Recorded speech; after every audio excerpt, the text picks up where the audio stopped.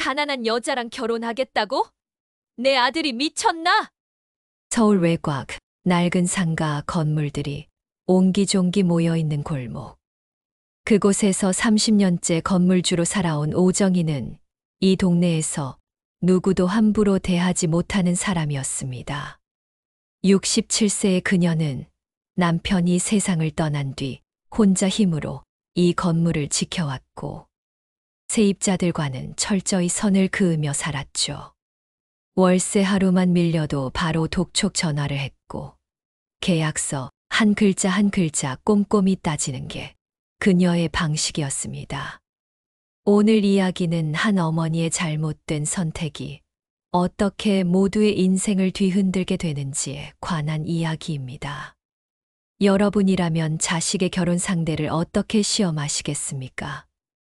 이 영상이 마음에 드신다면 구독과 좋아요 부탁드립니다. 그럼 시작하겠습니다. 정희에게는 자랑스러운 아들 박지훈이 있었습니다. 37세의 지훈은 대기업에 다니며 성실하게 살아왔고 어머니 말씀 잘 듣는 효자로 소문났죠.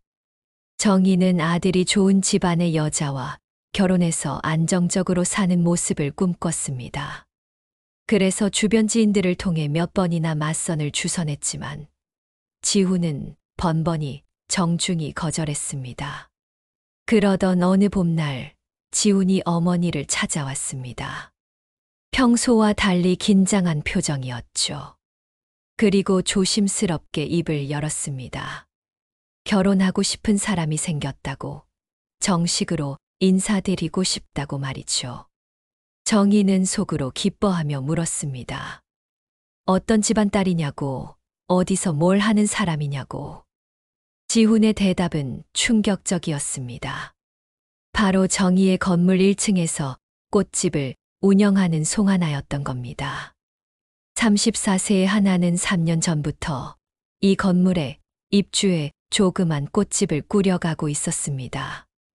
성실하고 조용한 성격이었지만 장사가 잘 되는 편은 아니었죠.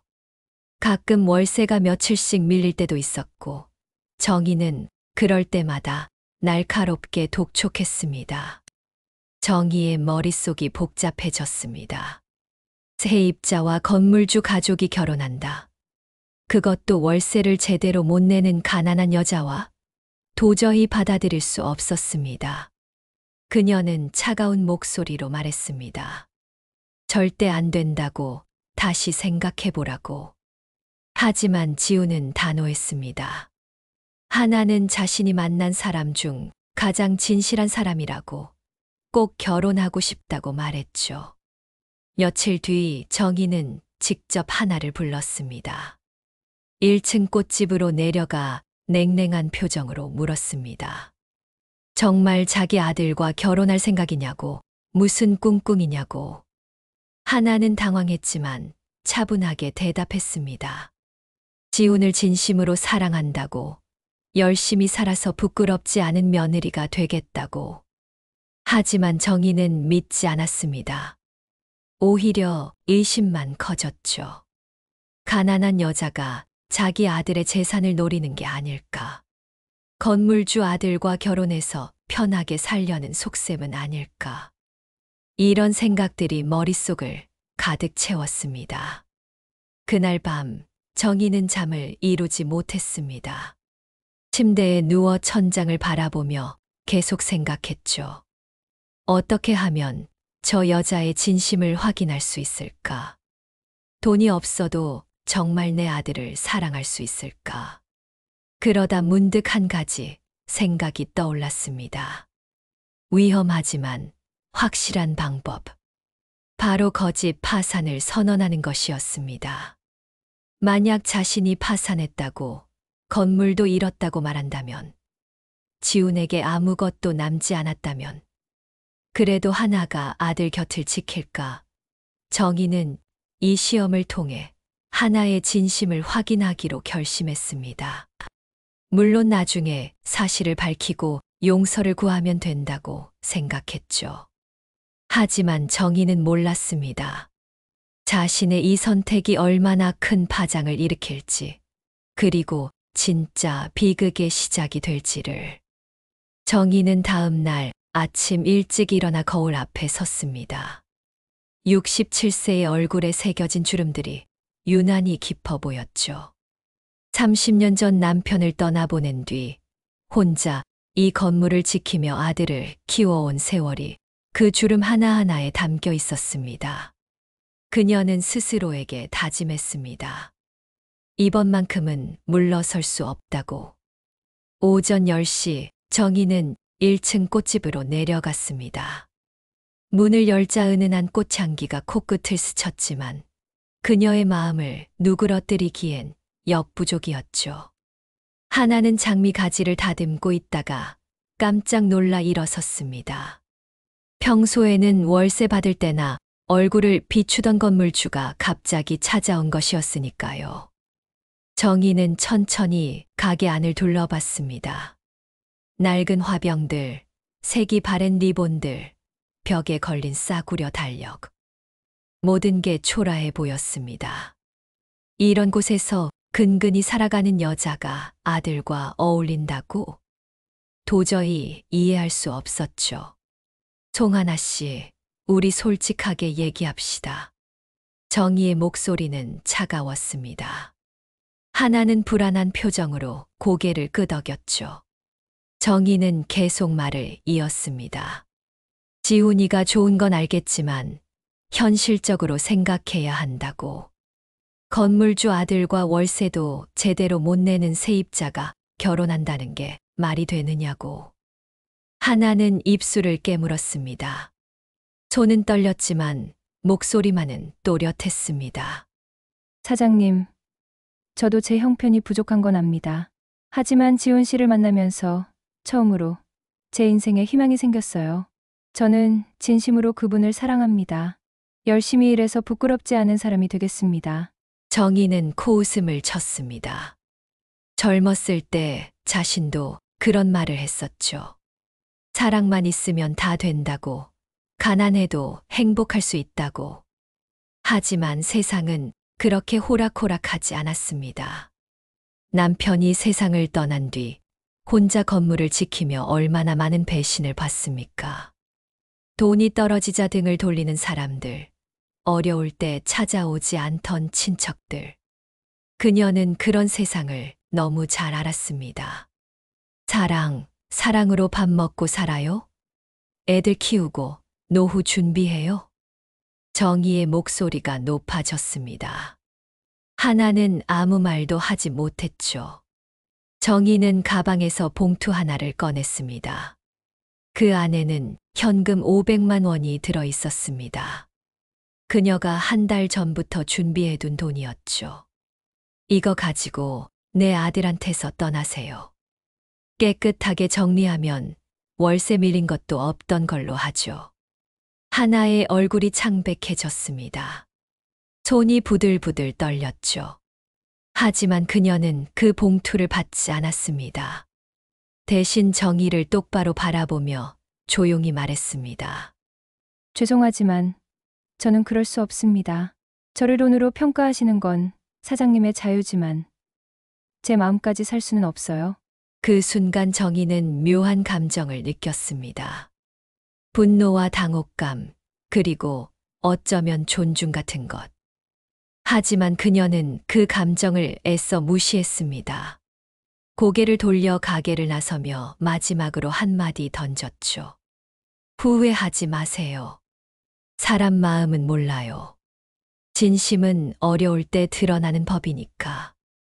가게 문이 닫히는 소리가 유난히 크게 들렸습니다. 정희는 계단을 올라가며 가슴이 답답했습니다. 왜 이렇게까지 해야 하나 싶기도 했죠. 하지만 곧 고개를 저었습니다. 이건 아들을 위한 일이라고, 나중에 아들이 고마워할 거라고 스스로를 달랬습니다. 그날 저녁 지훈이가 어머니를 찾아왔습니다. 그는 하나에게 들은 이야기를 조심스럽게 꺼냈습니다. 정희는 태연하게 대답했죠. 당연히 반대한다고, 아들의 앞날을 위해서라고. 지훈의 눈빛이 슬퍼졌습니다. 엄마, 저는 하나 없이는 못 살 것 같아요. 제발 한 번만 기회를 주세요. 정희는 아들의 간절한 눈빛을 외면했습니다. 마음이 흔들릴 것 같았거든요. 그녀는 냉정하게 말했습니다. 절대 안 된다고, 차라리 자기가 죽는 게 낫다고. 그날 밤 정희는 홀로 소주잔을 기울였습니다. 남편의 사진을 바라보며 중얼거렸죠. 여보, 내가 잘하고 있는 거 맞죠? 우리 아들 지키려는 건데. 하지만 남편은 대답하지 않았습니다. 사진 속 그는 그저 따뜻하게 웃고 있을 뿐이었죠. 창밖에는 가랑비가 내리기 시작했습니다. 정희는 문득 30년 전 남편과 처음 이 건물을 샀던 날을 떠올렸습니다. 그때 남편이 했던 말. 여보, 이 건물은 우리 가족의 보금자리가 될 거요. 행복한 사람들이 모여 사는 곳이 되면 좋겠소. 하지만 지금 이곳은 행복과는 거리가 먼 곳이 되어버렸습니다. 정희는 잔을 비우고 결심을 굳혔습니다. 내일부터 본격적으로 계획을 실행하기로. 거짓 파산을 선언하고 하나의 진심을 시험하기로. 그녀는 이것이 최선이라고, 나중에 모두가 이해할 거라고 믿었습니다. 하지만 그때의 정희는 몰랐습니다.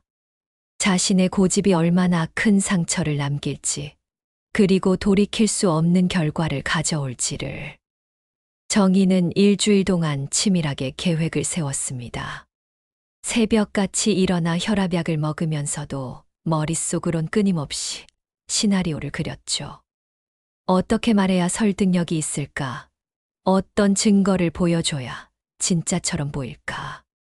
그녀는 오래전 친구였던 부동산 중개인 이성훈에게 전화를 걸었습니다. 성훈 씨, 나 좀 도와줘요. 건물 세금 체납으로 압류됐다는 서류 좀 만들어줄 수 있어요? 이성훈은 당황했습니다. 무슨 일이냐고 물었죠. 정희는 대충 둘러댔습니다. 아들 결혼 문제 때문에 잠깐 연극을 해야 한다고. 곧 다 밝힐 거라고. 이성훈은 내키지 않았지만 오랜 인연을 생각해 가짜 서류를 만들어줬습니다. 그는 몇 번이나 말렸죠. 정희 씨, 이런 거짓말은 나중에 더 큰 문제가 될 수 있어요. 다시 한번 생각해 보세요. 하지만 정희는 고집을 꺾지 않았습니다. 괜찮다고, 자기가 알아서 할 테니 걱정 말라고 했죠. 이성훈은 한숨을 쉬며 서류를 건넸습니다. 그날 이후 그는 내내 불안했지만 정희의 단호한 태도에 더 이상 말릴 수 없었습니다. 며칠 뒤 정희는 아들을 집으로 불렀습니다. 지훈이 퇴근 후 집에 도착했을 때 어머니는 거실 소파에 힘없이 앉아 있었습니다. 평소와 다른 모습이었죠. 화장기 없는 얼굴, 구겨진 옷, 흐트러진 머리. 지훈은 깜짝 놀라 다가갔습니다. 엄마, 어디 아파요? 왜 이래요? 정희는 천천히 고개를 들었습니다. 눈가가 붉게 부어 있었죠. 그녀는 떨리는 목소리로 말했습니다. 지훈아, 엄마가 미안하다. 엄마가 파산했어. 지훈의 얼굴이 굳었습니다. 무슨 소리냐고, 갑자기 왜 그러냐고 물었죠. 정희는 준비해둔 서류를 꺼내 아들에게 건넸습니다. 세금 체납 통지서, 압류 예정 공문, 은행 잔고 증명서. 모두 그럴듯하게 꾸며진 가짜 서류들이었습니다. 작년부터 건물 관리비랑 세금을 제대로 못 냈어. 계속 미루다 보니 이렇게 됐다. 다음 달이면 건물이 경매로 넘어가. 정희는 연기라도 하듯 눈물까지 흘렸습니다. 사실 그 눈물이 완전히 거짓은 아니었죠. 이런 거짓말을 하는 자신이 비참했고 아들을 속인다는 죄책감에 정말로 가슴이 아팠습니다. 하지만 이미 시작한 일 끝까지 해내야 한다고 스스로를 다그쳤습니다. 지훈은 충격에 빠졌습니다. 손이 떨려 서류를 제대로 잡지도 못했죠. 그는 어머니에게 물었습니다. 왜 진작 말하지 않았느냐고, 자기가 도울 수 있었을 텐데. 정희는 고개를 저었습니다. 내가 알면 걱정할까봐. 엄마가 혼자 해결하려고 했는데 결국 이 모양이 됐구나. 그날 밤 지우는 하나를 만났습니다. 그는 창백한 얼굴로 모든 상황을 설명했죠. 어머니가 파산했다고, 건물도 잃게 됐다고. 하나는 잠시 말을 잃었습니다. 그러다 조용히 지훈의 손을 잡았습니다. 괜찮아요. 우리 함께 이겨내요. 두 사람이 열심히 일하면 다시 시작할 수 있어요. 지훈의 눈에 눈물이 고였습니다. 이런 상황에서도 자신을 떠나지 않는 하나가 고마웠죠. 두 사람은 오랫동안 손을 맞잡고 앉아 있었습니다. 그 모습을 멀리서 지켜보던 정희는 복잡한 표정을 지었습니다. 저 여자 정말 진심인가?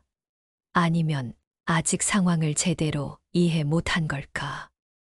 며칠이 지나자 소문이 퍼지기 시작했습니다.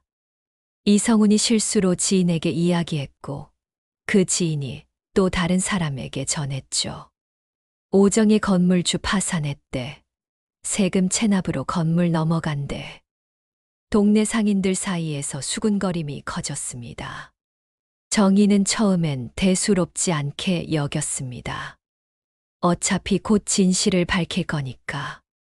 하지만 상황은 예상과 다르게 흘러갔습니다.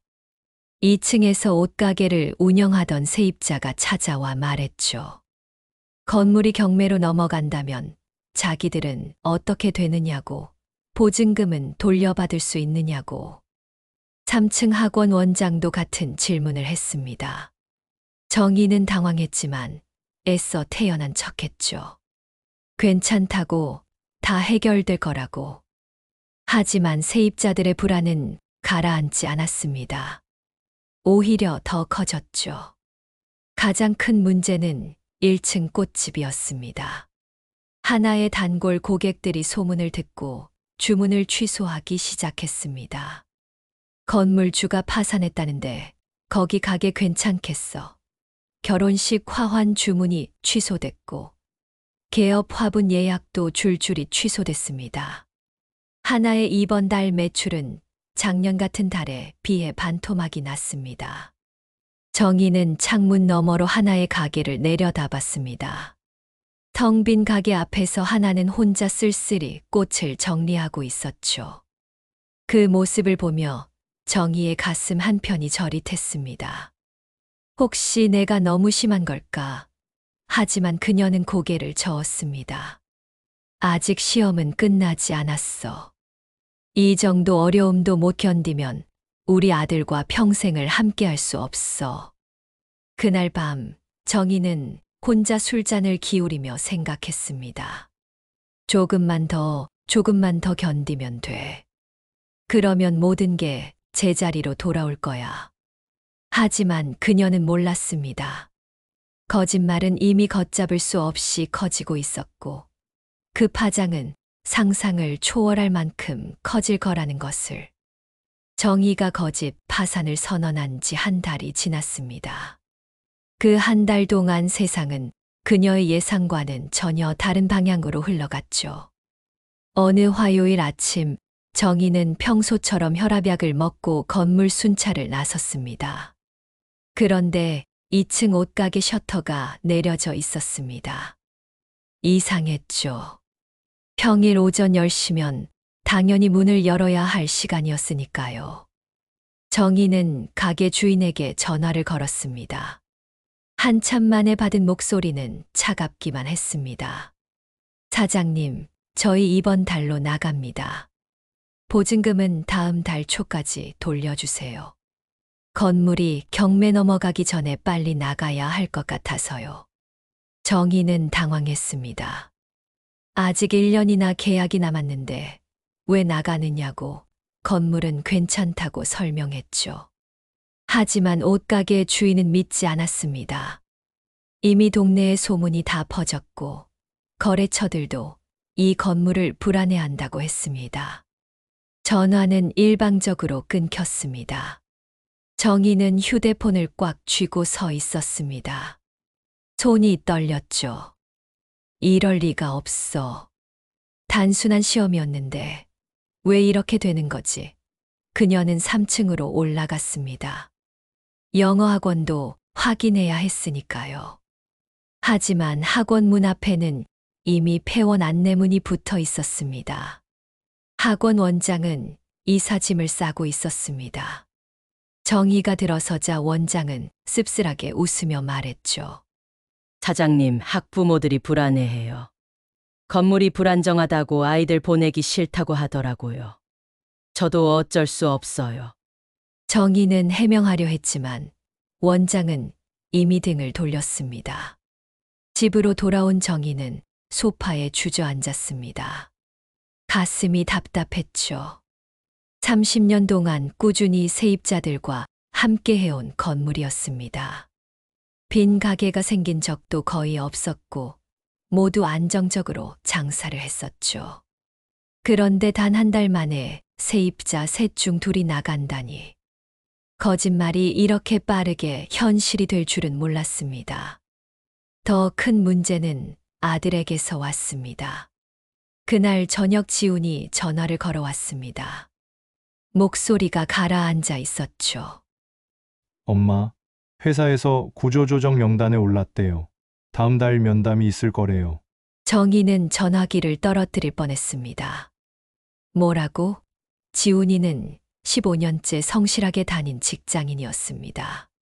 승진도 무난하게 했고 평가도 항상 좋았죠. 그런 아들이 왜 갑자기 구조조정 대상이 되는 겁니까? 이건 너무 심한 거 아니냐고, 회사가 어떻게 그럴 수 있느냐고 항의했죠. 하지만 지훈은 담담했습니다. 엄마, 괜찮아요. 하나가 있어서 버틸 수 있어요. 우리 둘이 열심히 일하면 돼요. 전화를 끊고 정희는 한참을 멍하니 앉아 있었습니다. 손끝이 차가워졌죠. 이성훈에게 전화를 걸었습니다. 떨리는 목소리로 물었습니다. 소문이 어디까지 퍼졌느냐고, 어떻게 이렇게 됐느냐고. 이성훈은 미안하다고 했습니다. 자기도 몰랐다고 한두 사람한테만 조심스럽게 얘기했는데 순식간에 동네 전체로 퍼졌다고.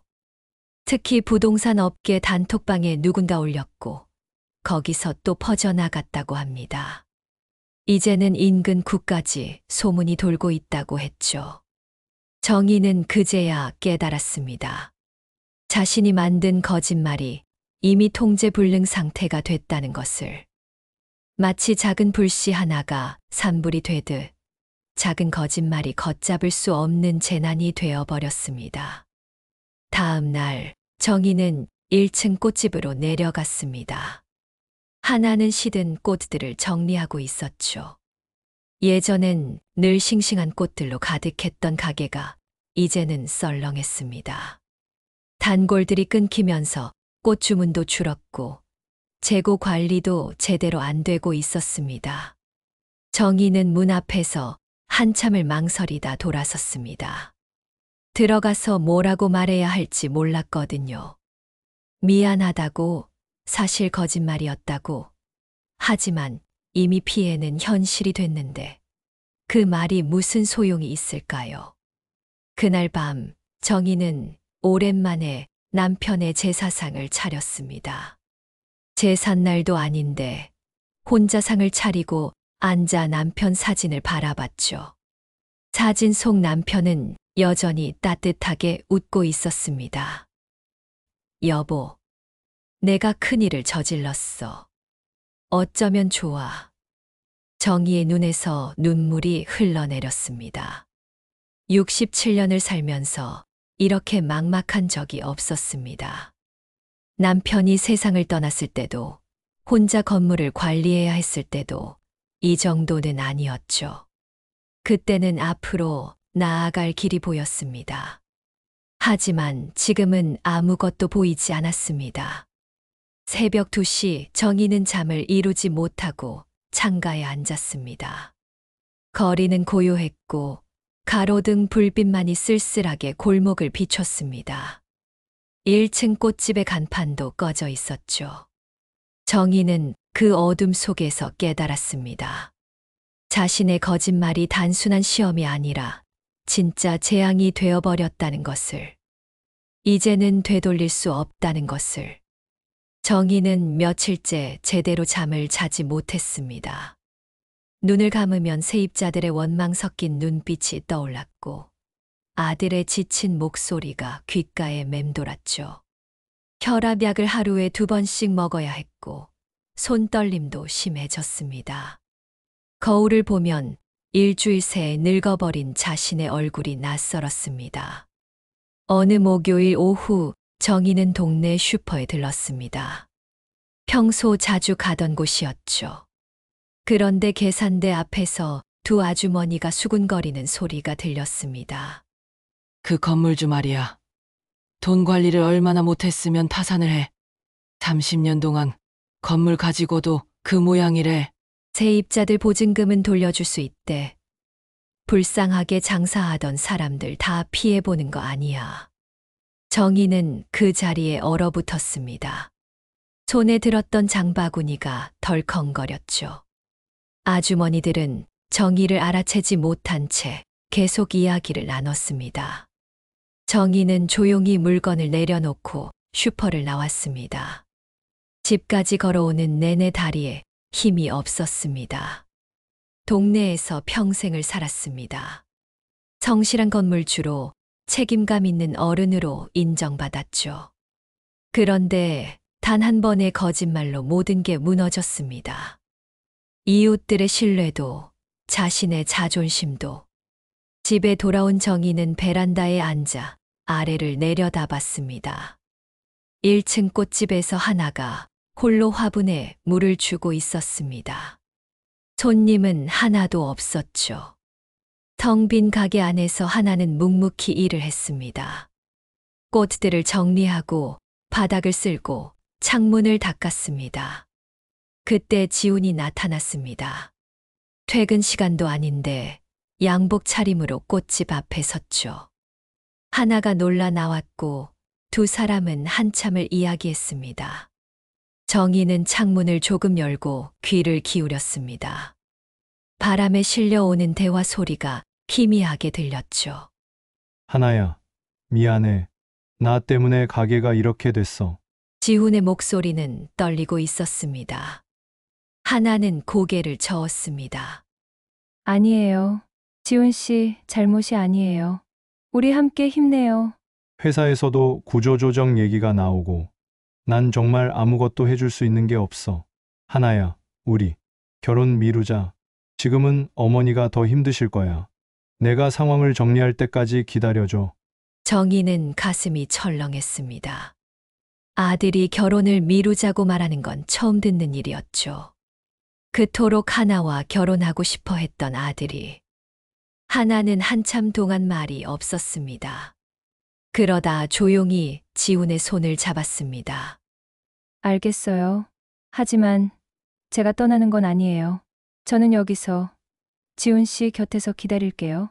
두 사람은 오랫동안 손을 잡고 서 있었습니다. 저녁 햇살이 그들을 비추고 있었죠. 정희는 그 장면을 보며 가슴 한편이 무너지는 걸 느꼈습니다. 저 여자는 진심이었구나. 돈이 없어도 건물이 없어도 심지어 결혼을 미루자는데도 떠나지 않았습니다. 오히려 아들을 위로하고 함께 버티겠다고 했죠. 정희가 그토록 확인하고 싶었던 진심이 바로 저것이었습니다. 그날 밤 정희는 서랍 깊숙이 넣어뒀던 가짜 서류들을 꺼냈습니다. 세금 체납 통지서, 압류 예정 공문. 모두 그럴듯하게 만들어진 거짓이었죠. 손이 떨렸습니다. 이 종이 몇 장이 얼마나 많은 사람을 아프게 했는지. 정희는 서류를 하나씩 찢기 시작했습니다. 찢고 또 찢었죠. 하지만 이미 퍼진 소문은 찢을 수 없었습니다. 무너진 신뢰는 주워 담을 수 없었습니다. 새벽 3시 정희는 남편 사진 앞에 앉았습니다. 작은 촛불을 켜고 한참을 울었습니다. 여보, 나 정말 바보였어요. 아들을 위한다고 했지만 사실은 내 자존심을 지키려고 한 거였어요. 가난한 며느리가 싫었던 게 아니라 남들이 뭐라고 할까봐 두려웠던 거예요. 67년을 살면서 처음으로 자신을 솔직하게 돌아봤습니다. 하나를 반대한 진짜 이유는 그녀가 가난해서가 아니었습니다. 세입자와 건물주 가족이 결혼한다는 게 체면이 깎이는 일 같았고 동네 사람들이 수군거릴까봐 두려웠던 겁니다. 아침이 밝았습니다. 정희는 씻고 단정하게 옷을 입었습니다. 이제 거짓을 끝낼 때였습니다. 아들에게 전화를 걸어 오늘 저녁 집으로 오라고 했고 하나에게도 함께 와달라고 부탁했습니다. 오후가 되자 정희는 집안을 정리했습니다. 30년 동안 모아둔 아들의 상장들, 남편과 찍은 사진들, 건물 등기부등본. 모든 것이 그녀의 자랑이었고 집착이었습니다. 하지만 이제 그것들이 부끄럽게만 느껴졌습니다. 베란다에서 다시 한번 아래를 내려다봤습니다. 꽃집 간판이 햇빛에 반짝였죠. 송하나 플라워. 소박하지만 정직한 간판이었습니다. 정희는 처음으로 그 간판이 예쁘게 보였습니다. 저녁이 되기 전 정희는 무릎 관절이 아팠지만 천천히 계단을 내려갔습니다. 1층 꽃집 문을 열었습니다. 하나는 놀란 표정으로 일어섰죠. 사장님, 정희는 가게 안을 둘러봤습니다. 텅 빈 화병들, 시든 꽃 몇 송이, 먼지 쌓인 선반. 모두 자신의 거짓말 때문이었습니다. 목이 메었지만 꾹 참았습니다. 아직 해야 할 말이 남아 있었으니까요. 하나씨, 오늘 저녁 우리 집에 와주세요. 지훈이도 불을 거예요. 드릴 말씀이 있어요. 하나는 조심스럽게 고개를 끄덕였습니다. 정희는 가게를 나서며 마지막으로 돌아봤습니다. 이제 모든 것을 바로잡아야 했습니다. 늦었지만 그래도 지금이라도 진실을 말해야 했습니다. 정희는 저녁 식사 준비를 하다가 현기증을 느꼈습니다. 손에 들고 있던 접시가 바닥에 떨어져 깨졌죠. 순간 시야가 흐려지고 다리에 힘이 빠졌습니다. 혈압이 급격히 올랐던 겁니다. 며칠째 제대로 먹지도 자지도 못한 데다 극심한 스트레스까지 겹쳤던 거죠. 정희는 가까스로 소파에 앉았습니다. 가슴이 답답하고 숨이 가빠왔습니다. 휴대폰을 찾아 119에 전화하려다 그만 정신을 잃었습니다. 그때 마침 지훈이 퇴근하고 집에 도착했습니다. 문을 열자 바닥에 깨진 접시와 소파에 쓰러진 어머니가 보였죠. 엄마, 엄마. 지훈은 다급히 119에 전화를 걸었습니다. 구급차가 도착할 때까지 어머니의 손을 꼭 잡고 있었죠. 손이 너무 차가웠습니다. 평소 그렇게 강하던 어머니가 이렇게 작고 약해 보인 적이 없었습니다. 병원 응급실에서 정희는 깨어났습니다. 천장에 하얀 형광등이 눈부셨죠. 옆에는 지훈이 창백한 얼굴로 앉아 있었습니다. 의사는 고혈압과 극심한 스트레스로 인한 실신이라고 했습니다. 당분간 입원해서 안정을 취해야 한다고 했죠. 일반 병실로 옮겨진 정희는 창밖을 바라봤습니다. 저녁 노을이 지고 있었습니다. 67년을 살면서 병원 신세를 제대로 진 건 처음이었죠. 남편이 세상을 떠날 때도 병원에 입원한 건 남편이었지 자신은 아니었습니다. 그때는 간병하는 사람이었는데 이제는 간병받는 사람이 됐습니다. 지훈은 며칠간 병원에 머물렀습니다. 회사에 연차를 내고 어머니 곁을 지켰죠. 정희는 아들에게 미안했습니다. 구조조정 명단에 올라 불안한 상황인데 자기 때문에 회사도 못 가고 있으니까요. 사흘째 되는 날 병실 문이 조용히 열렸습니다. 하나였습니다. 손에는 작은 꽃다발과 도시락을 들고 있었죠. 정희는 놀라 하나를 바라봤습니다. 하나는 조용히 미소 지으며 다가왔습니다. 사장님, 괜찮으세요? 지훈 씨한테 들었어요. 정희는 뭐라 대답해야 할지 몰랐습니다. 자기 때문에 가게가 망해가는데 그래도 병문안을 오다니. 하나는 가져온 꽃을 병실 창가에 놓았습니다. 연분홍 카네이션이었죠. 정희가 평소 좋아하던 꽃이었습니다. 지훈 씨, 잠깐 나가 계셔도 될까요? 사장님과 둘이서만 이야기하고 싶어요. 지훈은 잠시 망설이다 병실을 나갔습니다. 문이 닫히고 둘만 남았습니다. 침묵이 흘렀죠. 하나가 먼저 입을 열었습니다. 사장님, 저 때문에 많이 힘드셨죠? 정희는 고개를 저었습니다. 아니라고, 자기 잘못이라고 말하려 했죠. 하지만 목이 메어 말이 나오지 않았습니다. 하나는 계속 말했습니다. 처음엔 서운했어요. 왜 저를 그렇게 싫어하시나 했죠. 월세 밀린 것도 정말 죄송했고, 제가 부족한 게 너무 많다는 것도 알아요. 하지만 지훈 씨를 만나면서 처음으로 제 인생에 의미가 생겼어요. 하나의 눈에 눈물이 고였습니다. 정희는 그 모습을 보며 가슴이 저렸습니다. 사장님도 아시잖아요. 사람이 살면서 진짜 소중한 게 뭔지. 돈이 많고 적고가 아니라 누군가를 진심으로 사랑하고 사랑받는 거잖아요. 그 말에 정희의 눈에서 눈물이 흘러내렸습니다. 남편이 살아있을 때 했던 말이 떠올랐습니다.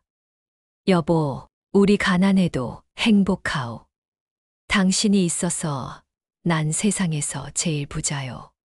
그때는 그 말이 그저 달콤한 말장난처럼 들렸는데 지금은 그 무게가 느껴졌습니다. 하나는 매일 병원을 찾아왔습니다. 아침에는 따뜻한 죽을 가져왔고 점심에는 과일을 깎아줬습니다. 저녁에는 정희의 손을 잡고 이야기를 들어줬죠. 가게 일도 바쁠 텐데, 단골도 끊겨서 힘들 텐데, 하나는 한 번도 불평하지 않았습니다. 일주일째 되는 날, 정희는 마침내 결심했습니다. 더 이상 거짓을 유지할 수 없었습니다. 하나가 저녁에 병문안을 왔을 때였죠. 정희는 떨리는 손으로 하나의 손을 잡았습니다. 하나 씨, 제가 고백할 게 있어요. 하나는 고개를 갸우뚱했습니다. 정희는 깊게 숨을 들이쉬고 말을 이었습니다. 사실, 파산은 거짓이었어요. 건물도 세금 체납도 모두 제가 꾸민 거짓말이었어요. 병실이 조용해졌습니다. 복도에서 들리는 발소리만이 고요함을 깼죠. 하나는 한참 동안 아무 말도 하지 않았습니다. 정희는 계속 말을 이었습니다. 당신을 시험하고 싶었어요. 돈이 없어도 우리 지훈을 진심으로 사랑하는지 확인하고 싶었어요. 하지만 제가 너무 큰 실수를 저질렀어요. 거짓말이 이렇게 커질 줄 몰랐어요. 당신 가게도 모두 제 잘못 때문이에요. 정희는 하나의 손을 더 꽉 잡았습니다. 손이 떨렸죠. 미안해요. 정말, 정말 미안해요. 용서해 주세요. 하나는 여전히 말이 없었습니다. 그저 정희의 손을 바라보고 있었죠. 정희는 울음을 참을 수 없었습니다. 67년을 살면서 이렇게 누군가에게 용서를 구한 적이 없었습니다. 자존심 강한 건물주였고 누구에게도 고개 숙이지 않던 사람이었으니까요. 하나는 천천히 가방에서 무언가를 꺼냈습니다. 작은 꽃다발이었습니다. 하얀 장미 3송이. 하나는 그것을 정희의 손에 쥐어줬습니다. 사장님, 시험은 이제 끝났어요. 이제 저희를 축복해 주세요. 그 말에 정희는 목 놓아 울었습니다. 병실의 하얀 커튼이 저녁 바람에 흔들렸고 창밖에서는 별들이 하나둘 빛나기 시작했습니다. 정희는 그날 밤 오랜만에 편안하게 잠들었습니다. 거짓이라는 짐을 내려놓은 뒤였습니다. 병실에서 퇴원한 정희는 곧바로 건물 세입자들을 찾아다녔습니다. 먼저 2층 옷가게 주인에게 전화를 걸었습니다. 이미 이사를 마친 상태였지만 정희는 새 가게로 직접 찾아갔죠. 무릎 관절이 아팠지만 버스를 3번이나 갈아타고 갔습니다. 옷가게 주인은 정희를 보고 놀랐습니다. 정희는 깊이 고개를 숙였습니다. 제가 거짓말을 했습니다. 파산은 꾸며낸 이야기였어요. 건물은 멀쩡합니다. 제 잘못으로 피해를 입으신 거예요. 정말 죄송합니다. 옷가게 주인은 한동안 말을 잊지 못했습니다. 화가 난 표정이었죠. 당연했습니다. 멀쩡한 가게를 접고 이사 비용까지 들여 나왔으니까요. 하지만 정희의 창백한 얼굴과 떨리는 손을 보며 주인은 한숨을 내쉬었습니다. 사장님, 왜 그러신 거예요? 30년 동안 믿고 살았는데. 정희는 모든 것을 설명했습니다. 아들의 결혼 문제, 며느리를 시험하려던 어리석은 계획, 그리고 걷잡을 수 없이 커진 거짓말. 자신이 얼마나 잘못했는지, 얼마나 후회하는지 솔직하게 말했습니다. 3층 학원 원장도 찾아갔습니다. 원장은 이미 다른 동네에서 학원을 다시 열었지만 학부모들이 크게 줄어든 상태였습니다. 정희는 그곳에서도 같은 사과를 했습니다. 원장은 실망한 표정으로 말했죠. 사장님, 사람은 한 번 무너진 신뢰를 회복하기 어려워요. 저도 학부모들한테 신뢰를 잃었어요. 정희는 그 말을 가슴에 새겼습니다. 맞는 말이었습니다. 한 번의 거짓말이 얼마나 많은 신뢰를 무너뜨리는지 뼈저리게 느꼈죠. 집으로 돌아온 정희는 지훈을 불렀습니다. 아들에게도 진실을 말해야 했습니다. 거실에 마주 앉은 두 사람. 정희는 떨리는 목소리로 모든 것을 고백했습니다. 지훈의 얼굴이 굳어졌습니다. 믿을 수 없다는 표정이었죠. 어머니가 자신을 속였다는 사실이, 그것도 이렇게 큰 거짓말로 시험했다는 게 충격이었습니다. 엄마, 왜요? 왜 그렇게까지 하신 거예요? 정희는 고개를 떨구고 울었습니다. 67년을 살면서 아들 앞에서 이렇게 무너진 적이 없었습니다. 항상 강한 어머니였고 모든 것을 해결하는 어른이었으니까요. 하지만 이번만큼은 어쩔 수 없었습니다. 지훈아, 엄마가 잘못했어. 너를 위한다고 했지만 사실은 엄마 체면 때문이었어. 가난한 며느리가 싫은 게 아니라 남들이 뭐라고 할까봐 두려웠던 거야. 지훈은 한참을 말없이 앉아 있었습니다. 화가 났지만 동시에 어머니의 쓸쓸한 뒷모습이 보였습니다. 30년 동안 혼자 건물을 지키며 자신을 키운 어머니. 강한 척했지만 사실은 외롭고 불안했을 어머니. 엄마, 저는 시간이 필요할 것 같아요. 지훈은 일어나 집을 나섰습니다. 정희는 그 뒷모습을 바라보며 가슴이 찢어지는 것 같았습니다. 아들에게도 버림받는구나. 당연한 일이었죠. 며칠 뒤 정희는 1층 꽃집을 찾았습니다. 하나는 시든 꽃을 정리하고 있었죠. 정이가 들어서자 하나는 잠시 손을 멈췄습니다. 두 사람은 한동안 말없이 서 있었습니다. 하나 씨, 다시 한번 사과하러 왔어요. 하나는 고개를 저었습니다. 사장님, 이미 용서했어요. 병원에서 그랬잖아요. 아니에요. 진짜 사과는 말로만 하는 게 아니에요. 제가 망가뜨린 것들을 다시 세워야죠. 정희는 다음 날부터 움직이기 시작했습니다. 먼저 동네 상인회 모임에 참석했습니다. 30년 동안 한 번도 빠진 적 없던 모임이었지만 이번에는 달랐습니다. 정희는 모두 앞에서 일어나 진실을 밝혔습니다. 여러분, 제가 큰 잘못을 저질렀습니다. 파산 소문은 제가 만든 거짓이었어요. 모임 안이 술렁였습니다. 정희는 떨리는 목소리로 계속 말했습니다. 왜 그랬는지, 얼마나 후회하는지, 앞으로 어떻게 책임질 것인지. 67세의 노인이 수십 명 앞에서 잘못을 인정하는 모습. 쉽지 않은 일이었습니다. 상인회장이 한숨을 쉬며 말했습니다. 정희 씨, 참 큰일 하셨네요. 하지만 이렇게 솔직하게 말씀하시니 우리도 이해는 합니다. 정희는 그 다음으로 건물 1층을 무료로 3개월간 하나에게 내주기로 했습니다. 월세를 받지 않겠다는 거였죠. 하나는 손사래를 쳤지만 정희는 단호했습니다. 제가 망가뜨린 가게예요. 다시 일어설 때까지 도와야죠. 그뿐만 아니라 정희는 자신의 인맥을 동원해 하나의 꽃집을 홍보하기 시작했습니다. 동네 결혼식장, 장례식장, 개업하는 가게들에 하나의 꽃집을 추천했죠.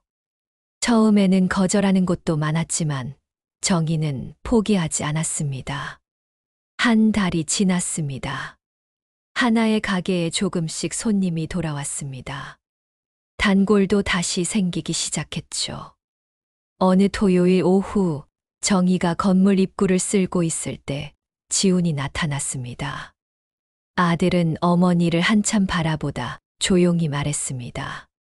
엄마, 저도 엄마를 용서하고 싶어요. 시간이 필요했어요. 정희의 눈에 눈물이 고였습니다. 지훈이 다가와 어머니를 껴안았습니다. 30년 만에 처음 나누는 진심 어린 포옹이었죠. 하나랑 다음 달에 결혼하기로 했어요. 작은 결혼식이지만 엄마도 오실 거죠? 정희는 고개를 끄덕였습니다. 목이 메어 말이 나오지 않았죠. 그저 아들을 꽉 안고 울었습니다. 거짓을 내려놓고 진실을 받아들인 순간이었습니다. 한 달 뒤 이른 아침 정희는 오랜만에 화장을 했습니다. 거울을 보니 주름이 더 깊어진 것 같았지만 표정만큼은 한결 편안해 보였습니다. 오늘은 아들의 결혼식이었습니다. 성대한 예식장이 아니라 건물 1층 마당에서 열리는 작은 결혼식이었죠. 마당에는 하나가 직접 꾸민 꽃 장식들이 놓여 있었습니다. 하얀 장미, 분홍 카네이션, 연보라 라벤더. 소박하지만 정성이 가득 담긴 장식이었죠. 하객은 많지 않았습니다. 동네 상인들, 몇몇 친척들, 지훈의 회사 동료들. 30명 남짓한 사람들이었습니다. 정희는 마당 한편에 준비된 의자에 앉았습니다. 무릎이 아팠지만 오늘만큼은 참을 수 있었습니다. 옆자리에는 빈 의자 하나가 놓여 있었죠. 남편을 위한 자리였습니다. 정희는 그 의자를 쓰다듬으며 중얼거렸습니다. 여보, 우리 아들 장가가요. 보고 계시죠? 오후 2시 식이 시작됐습니다. 간단한 음악이 흐르고 지훈이 입장했습니다. 평범한 정장 차림이었지만 얼굴에는 행복한 미소가 가득했죠. 그리고 곧 하나가 나타났습니다. 하나는 화려한 웨딩드레스 대신 수수한 흰색 원피스를 입었습니다. 머리에는 작은 꽃관을 쓰고 있었죠. 부케도 직접 만든 것이었습니다. 소박했지만 그 어떤 신부보다 아름다웠습니다. 하나가 걸어오는 모습을 보며 정희는 가슴이 뭉클했습니다. 몇 달 전만 해도 절대 받아들일 수 없다고 했던 며느리. 하지만 지금 보니 그 누구보다 소중한 사람이었습니다. 식이 진행되고 주례 말씀이 이어졌습니다. 동네 상인회장이 주례를 맡았죠.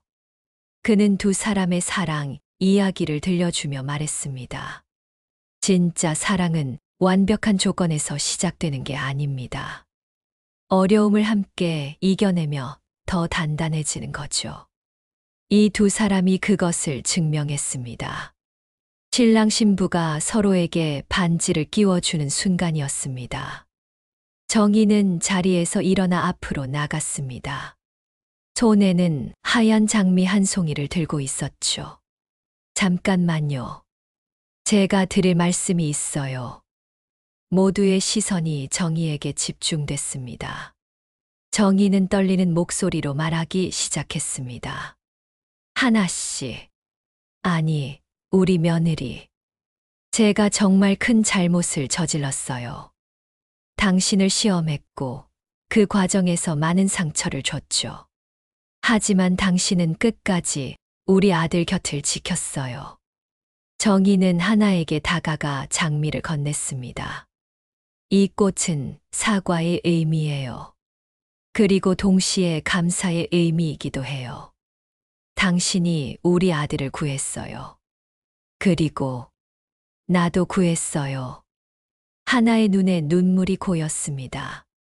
정희도 울컥했지만 참으며 계속 말했습니다.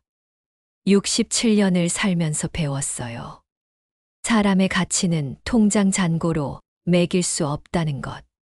진짜 부자는 돈 많은 사람이 아니라 마음이 따뜻한 사람이라는 것. 너무 늦게 깨달았지만 그래도 깨달아서 다행이에요. 박수가 터져 나왔습니다. 정희는 하나를 꼭 껴안았습니다. 두 사람은 한참을 그렇게 서 있었죠. 지훈도 다가와 두 사람을 안았습니다. 세 사람의 포옹에 하객들은 모두 울었습니다.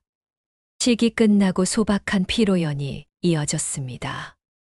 동네 음식점에서 준비한 음식들이 나왔고 사람들은 마당에 둘러앉아 이야기꽃을 피웠죠.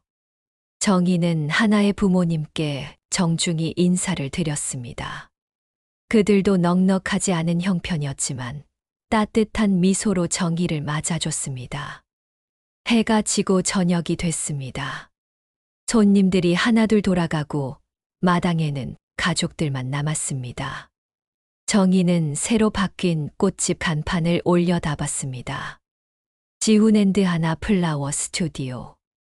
두 사람이 함께 운영하기로 한 새 이름이었습니다. 지훈이 정희에게 다가왔습니다. 엄마, 고마워요. 그리고 사랑해요. 정희는 아들의 손을 잡았습니다. 손을 잡으니 아들이 어렸을 때가 떠올랐습니다. 처음 걸음마를 배울 때, 초등학교 입학식 때, 대학 합격했을 때, 수많은 순간들이 스쳐 지나갔죠. 지훈아, 엄마가 너한테 많이 미안해. 하지만 너희 덕분에 엄마가 새로운 걸 배웠어. 늙어서도 배울 게 있다는 걸 알았어. 그날 밤 정희는 혼자 마당에 남았습니다. 별이 총총한 밤하늘을 올려다봤죠. 남편이 보고 싶었습니다. 30년 전 세상을 떠난 남편이. 여보, 우리 아들 잘 키웠죠. 좋은 사람 만나서 행복하게 살 거예요. 당신도 하늘에서 지켜봐 주세요. 별 하나가 유난히 밝게 빛났습니다. 정희는 그게 남편이라고 믿기로 했습니다. 이 이야기를 듣고 계신 여러분께 전하고 싶은 말이 있습니다. 나이가 들수록 우리는 고집이 세집니다. 내 생각이 옳다고, 내 경험이 정답이라고 믿죠. 하지만 때로는 우리가 틀릴 수도 있습니다.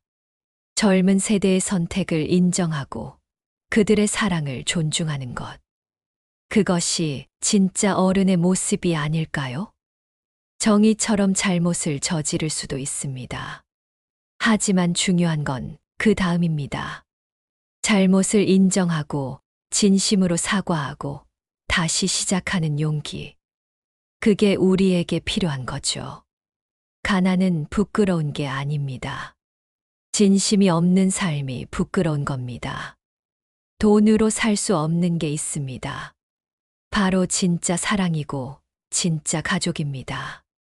1층 마당의 꽃들은 계절이 바뀌어도 계속 피어날 것입니다. 정의와 하나, 그리고 지훈의 관계처럼 한때 거짓으로 시작됐지만 이제는 진실로 피어난 관계처럼 말입니다. 여러분도 혹시 자식의 선택이 마음에 들지 않으신가요? 한 번만 더 생각해 보세요. 당신이 반대하는 이유가 정말 자식을 위한 건지, 아니면 당신의 체면을 위한 건지. 진짜 사랑은 조건이 없습니다. 그리고 진짜 가족은 어려울 때 더 단단해집니다. 정의의 거짓 파사는 많은 것을 무너뜨렸지만 동시에 더 소중한 것을 세웠습니다. 진실이라는 이름의 새로운 시작을. 여러분의 인생에도 그런 새로운 시작이 있기를 바랍니다. 늦었다고 생각하지 마세요. 지금이 가장 빠른 때입니다.